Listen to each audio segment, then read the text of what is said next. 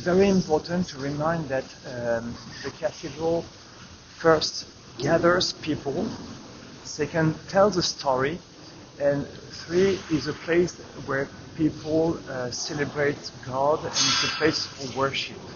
So every morning when the cathedral opens, we gather around the baptistry, you saw just a little bit, and we pray a prayer to the Virgin Mary right before people go to Mass, and we go in procession to the altar to celebrate Mass. The bishop in Paris began the cathedral in the 12th century, and while the exterior has not changed for a while, the interior has always kept up with the times. The 2019 fire that brought the towers crashing down gave the church a chance to redesign the inside again. The plan is for visitors to walk counterclockwise around the 1,500 seats in the altar, passing chapels to Old Testament prophets like Noah and Moses, rounding the far end where the crown of thorns relic has a new presentation, then going back toward the entrance, passing chapels to the many Catholic saints. So there is a small community gathering every morning, people from Paris living in the area, or people from everywhere coming from Mass, Catholics from the whole world gathering to celebrate Mass here.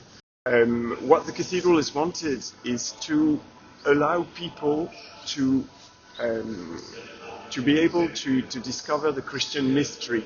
A lot of people now just don't have any idea about the Christian faith, and the best way both to put back all the works of art that were already in the cathedral and to introduce everyone to the Christian faith was to reorder in some way, in a more logical way, every work of art in the cathedral. It's a very moving place because it's also the place that has been the more damaged during the fire of 2019. All these parts were just collapsed also on the altar, and also damaged the embo that was placed on this side originally, and so that means that it has been it's the core of the cathedral, but it's also the place that has been totally that has to be totally renovated, and at the same time it is also the place precisely where Mass is celebrated all the time. That's where the new altar has found its place. I've been working with architects that, and one of them was saying that the Gothic is a bit like the hand of God, keeping the building up, because you have the stone that keeps the vault together, The keystone. The keystone, and so there's this hand of God keeping the building. And if you look at the altar has been thought as a kind of reversed Gothic vault with a keystone on the ground, and then opening, and it's a kind of offering hand for the Eucharist. So you have this new altar. Priests at the new modern altar will be able to wear new contemporary liturgical vestments.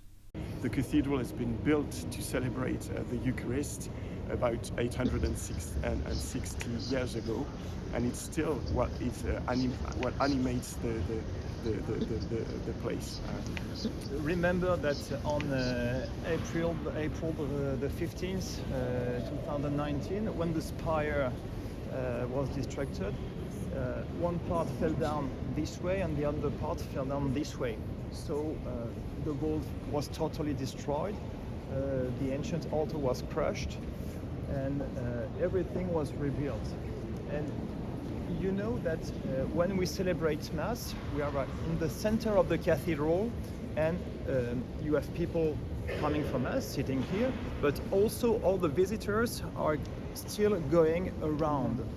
And this is made on purpose so that to have this connection between the cathedral is a place of prayer, so we are still praying inside, and it's always a place that offers the beauty of the patrimony to each people coming inside. So when you have non-Christians or non-believers, people who come here, they see people praying. And that's part of the deal. So you still have people praying, faithful, it still exists, yes.